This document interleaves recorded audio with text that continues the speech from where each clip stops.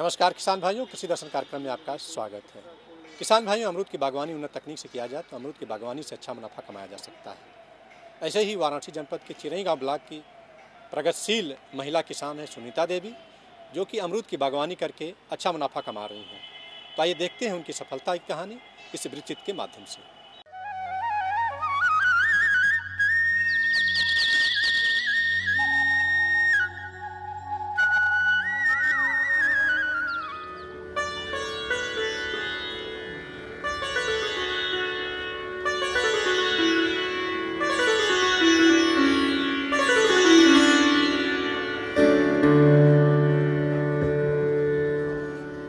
वर्तमान दौर में कृषि क्षेत्र में औद्यानिक फसलें परंपरागत खेती से ज्यादा लाभदायक साबित हो रही हैं।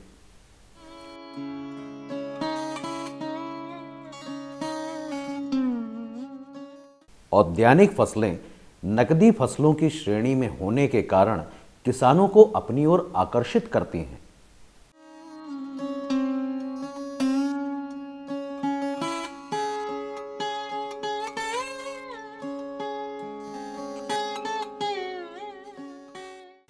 औद्यानिक फसलों में उपलब्ध अपार संभावनाओं को देखते हुए बड़ी संख्या में किसान औद्यानिक फसलों की खेती सफलतापूर्वक कर रहे हैं और लाभान्वित भी हो रहे हैं।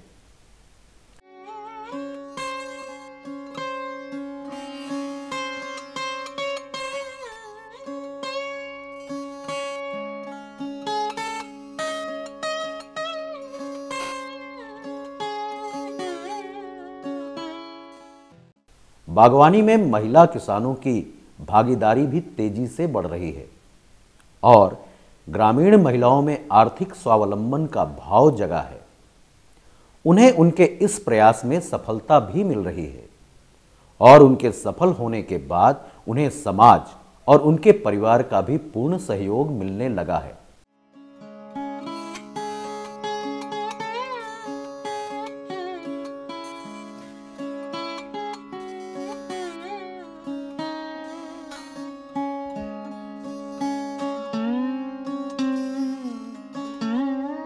ऐसी ही एक सफल महिला किसान हैं सुनीता देवी। वाराणसी के चिरई गांव ब्लॉक में स्थित ग्राम उमराहा वराही में रहने वाली सुनीता देवी ग्राम गोपपुर में 1.5 बीघे जमीन में अमरूद की बागवानी सफलतापूर्वक कर रही हैं।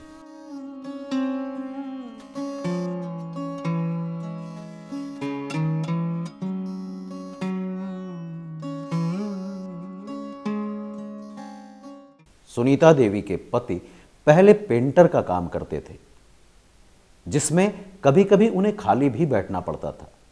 घर की आर्थिक स्थिति बिगड़ती देख सुनीता देवी ने परिवार की जिम्मेदारी अपने कंधों पर उठाई और अपने पुराने अनुभव से अमरूद की बागवानी शुरू की। हमरे मतलब कि जो मलकिन हैं ये पहले अपने घरे बगीचा का मतलब कारोबार कैले रहनी। एकरे पहले हम पेंट का काम करत रही, मकान रंगैया, और ठेकेदारी में मतलब 200 रुपये से लेके 250 रुपये के बीच में मिलत रहल। हमने के जीवन पालन ना हो पावत रहल।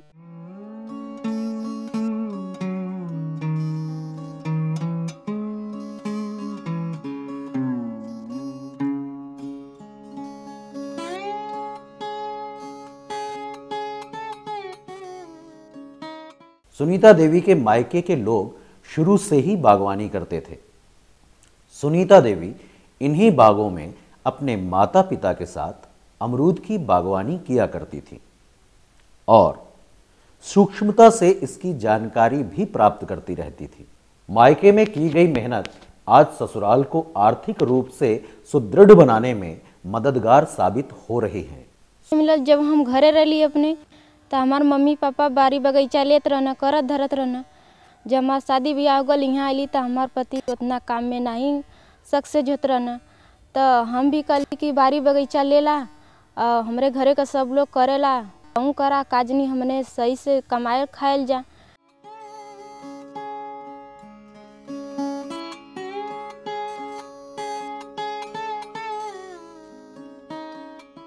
सुनीता देवी ने जब बागवानी करने का निर्णय लिया तो सबसे पहले समस्या थी जमीन की।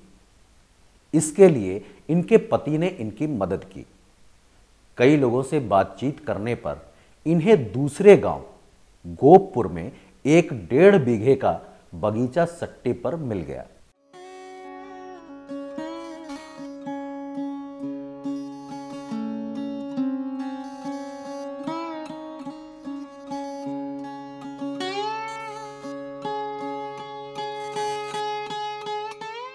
सट्टा अर्थात मेहनत इनका और जमीन किसी और की, जिसमें लाभ को आपसी सहमति से तय करके बांट लिया जाता है। सामान्यतः सट्टे में आधा आधा हिस्से का बंटवारा किया जाता है। सट्टे पर मिली जमीन पर सुनीता देवी ने अमरूद की बागवानी शुरू की। 1.5 बीघे में इस बगिया में कुल 124 अमरूद के पेड़ लगे हुए हैं।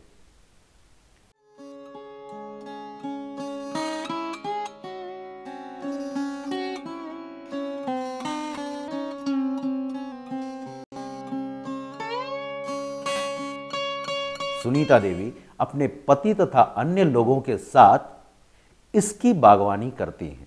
बगीचे की साफ सफाई, निराई गुड़ाई समय समय पर करती रहती हैं। निराई गुड़ाई करके खरपतवारों को पेड़ की जड़ों के पास से हटा देती हैं, जिससे जड़ों में डाले गए पोषक तत्वों का लाभ पेड़ों को मिलता है।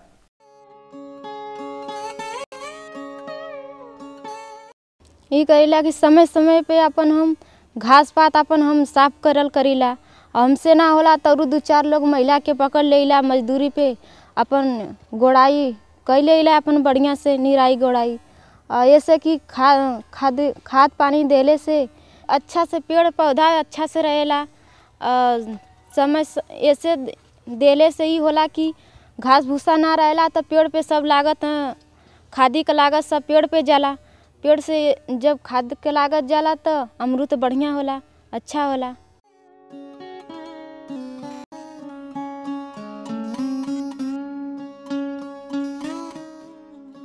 सुनीता देवी 1.5 बीघा खेत में लगे अपने 124 अमरूद के पेड़ों में 500 ग्राम डाई पोटाश और सल्फर मिलाकर प्रति पौधा की दर से छिड़कती हैं।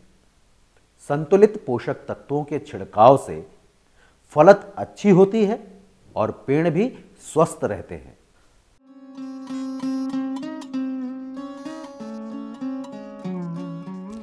डेढ़ बीघा जमीन ले ले अला, उमन पौधा हुआ 124 पेड़ हुआ।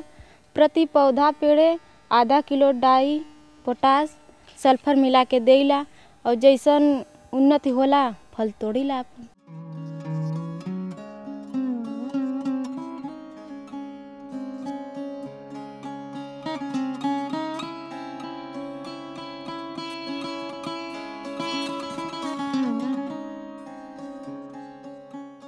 फसलों की बढ़वार के साथ साथ रोगों की समस्या भी बढ़ जाती है। अमरूद के पेड़ों में सबसे अधिक खतरा खुर्रा रोग से होता है। खुर्रा रोग लगने पर कीड़े टहनी का पूरा रस चूस लेते हैं, जिससे पेड़ की टहनियां बिल्कुल सूख जाती हैं। इससे बचाव के लिए सुनीता देवी संस्तुत दवाओं का प्रयोग करती हैं। दवाओं को पेड़ों की जड़ों तक पहुंचने के लिए ये इंजेक्शन का प्रयोग करती हैं।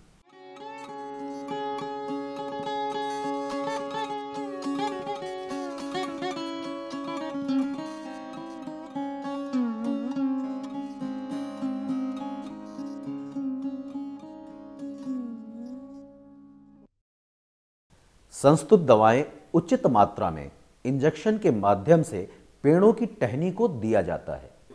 कीटनाशक दवाओं को इंजेक्शन द्वारा लगाने के पहले सुनीता देवी पेड़ों में लगी पपड़ी को खुरचकर साफ करती हैं। यदि रोग समय से नियंत्रित नहीं होता तो दवाओं को 1 या 2 बार और दिया जाता है।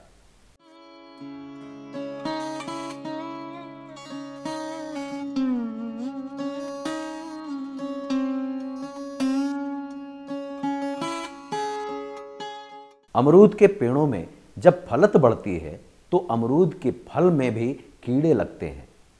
जिससे अमरूद खराब हो जाता है और किसान को नुकसान उठाना पड़ता है। अमरूद में लगने वाले कीड़ों से बचाव के लिए सुनीता देवी अपने खेतों में प्रोफेक्स नामक दवा का संस्तुत मात्रा में छिड़काव करती हैं। वर्ष में 2 या 3 बार सुनीता देवी इस दवा का छिड़काव करती हैं। एक और अमरूद में लगेला कीड़ा लगेला, उ बस रहेला अमरूदवा में कीड़ा रहेला। ओसे लगले से ही होला कि अमरूद खराब हो जाला, किन्हा हो जाला अमरूद। जब किन्हा हो जाला अमरूद तो ओके फेंके के पड़ेला, निकाले के पड़ेला अमरूद। जब निकाल जाला तो बाजार में अगर जाई तो सब लोग नहीं लेते वो अमरूद। एक प्रोफेक्स दवाई आवेले, उससे ओपन छिड़काव करे के होला वो अमरूदे पे। 2 बार साल भर में करीला, जब छिड़काव कर देला। ऐसे ही रहेला कि फल सुरक्षित रहेला, किना ना होला, तो अच्छा भाव मिलेला बाजारी में जाला। तो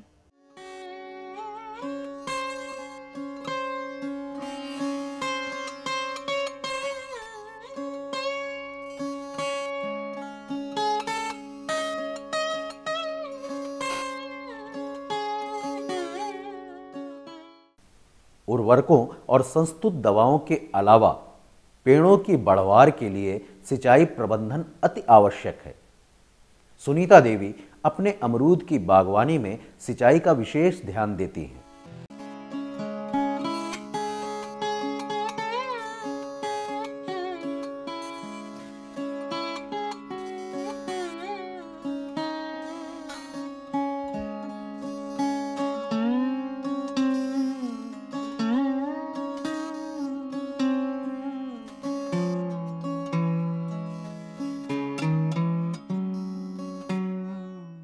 जब जड़ों के पास की मिट्टी सूखने लगती है तो इसमें पानी देना आवश्यक होता है। सुनीता देवी गर्मी के दिनों में 20 से 25 दिन के अंतराल पर पानी देती रहती हैं। जाड़े में ओस की वजह से पेड़ों को उचित मात्रा में नमी मिलती रहती है।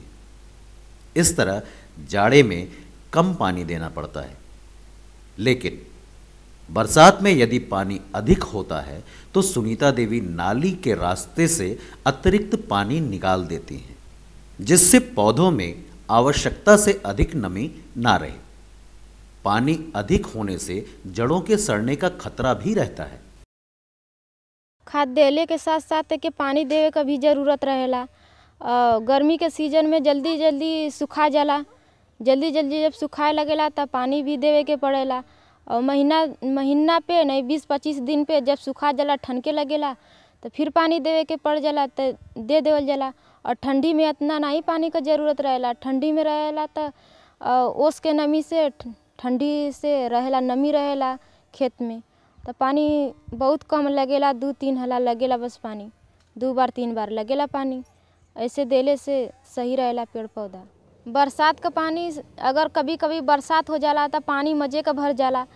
तो जब पानी मजे का भर जाला तो पानी निकाले के पड़ेला। हम लोग नाली बनौले हिला और नाली के रास्ते पानी निकाल जाला।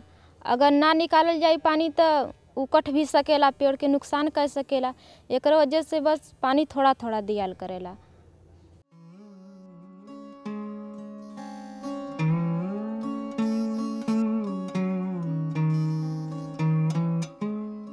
सुनीता देवी की दृढ़ इच्छा शक्ति और उनकी मेहनत तथा मायके में बागवानी का अनुभव आज उनके ससुराल की आर्थिक स्थिति मजबूत करने में सहायक सिद्ध हो रहा है।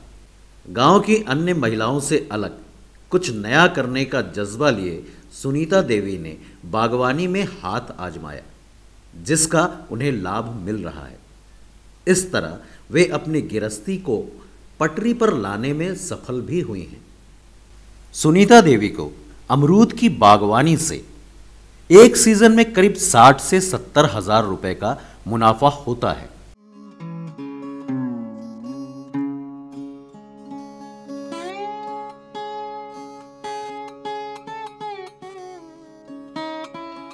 गांव में रहने वाली महिलाएं यदि कृषि क्षेत्र में सरकार द्वारा प्रदत्त सुविधाओं का लाभ उठाने की कोशिश करें तो निसंदेह वो भी सुनीता देवी की तरह अपने परिवार की आर्थिक स्थिति को मजबूत बनाने में सहायक सिद्ध हो सकती हैं।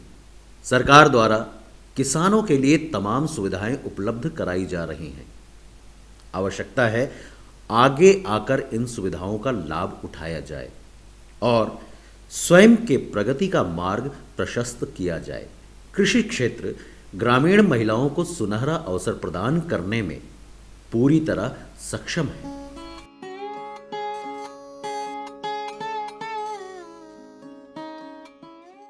किसान भाइयों, किचन गार्डनिंग करके हम अपने जो रोज़मर्रा की सब्जियां हैं उनकी आवश्यकता की पूर्ति कर सकते हैं। इससे हमारी जो लागत है वो काफ़ी कम हो जाती है और हमको बाज़ार से सब्जियां भी नहीं खरीदनी पड़ती हैं। तो किचन गार्डनिंग में कौन कौन सी सब्जियां हम पैदा कर सकते हैं और इसके क्या फ़ायदे हैं, इस विषय में जानकारी दे रही हैं कृषि विज्ञान केंद्र भदोही की कृषि वैज्ञानिक रेखा सिंह। मैम, हमारे किसान भाइयों के लिए किचन गार्डनिंग का क्या महत्व है और क्या है ये किचन गार्डनिंग हमारे किसान भाइयों के लिए? देखिए, किचन गार्डन जो होता है वो गांव में जो किसान होते हैं उनके घर के आसपास बहुत सारी ज़मीन खाली और बेकार पड़ी हुई होती है। तो हमारा किचन गार्डन से अभिप्राय है कि जो खाली और बेकार ज़मीन है उनका उपयोग ताज़े फल और सब्जियों के उत्पादन एवं प्रयोग हेतु उत्पादन के लिए कर लें हमारे किसान भाई जी। इसमें ये होता है कि आप जो घर की महिलाएं हैं, किसानों की जो पत्नियां हैं और भी महिलाएं हैं, बच्चे हैं, उनकी भी भागीदारी सुनिश्चित करें, जिससे कि वो सारे जो किचन गार्डन के काम हैं, जो भी सस्य क्रियाएं होती हैं, उनको करें। ताज़ी सब्जियों की जब भी ज़रूरत हो वो तुरंत जाएं और उनका प्रयोग करें।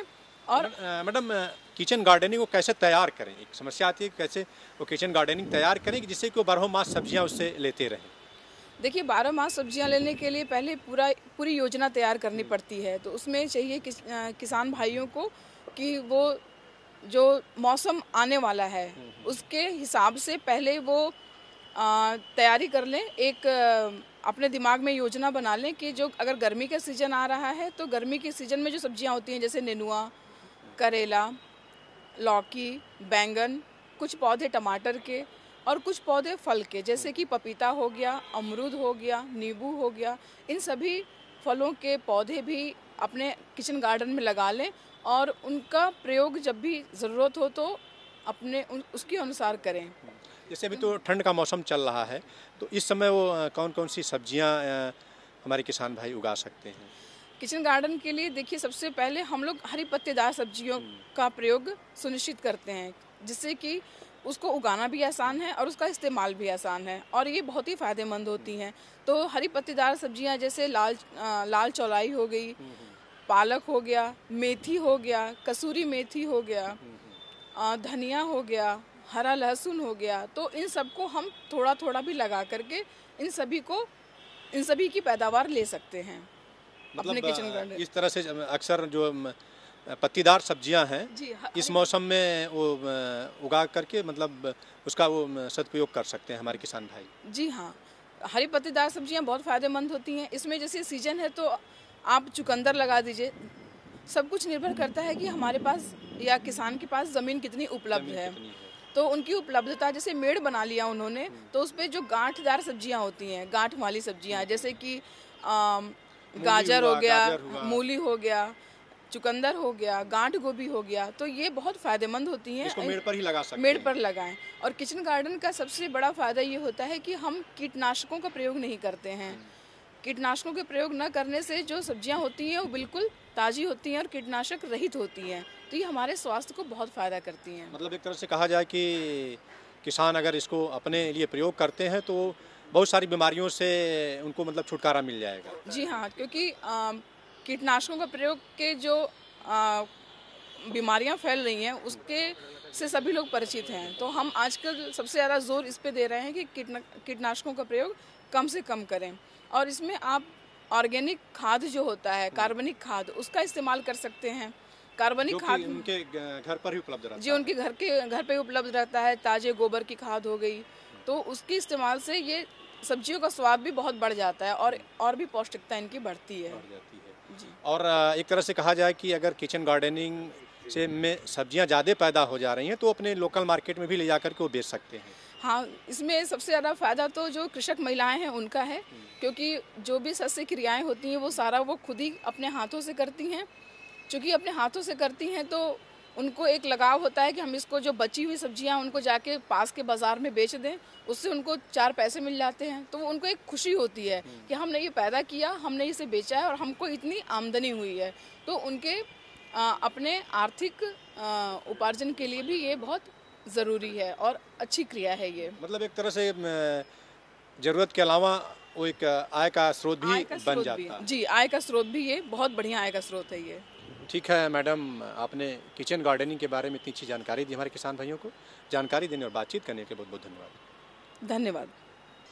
किसान भाइयों, इसी के साथ हमारा आज का एपिसोड यहीं संपन्न होता है। अगले एपिसोड में हम फिर मिलेंगे कुछ नई और महत्वपूर्ण जानकारियों के साथ। तब तक के लिए अनुमति दीजिए। नमस्कार।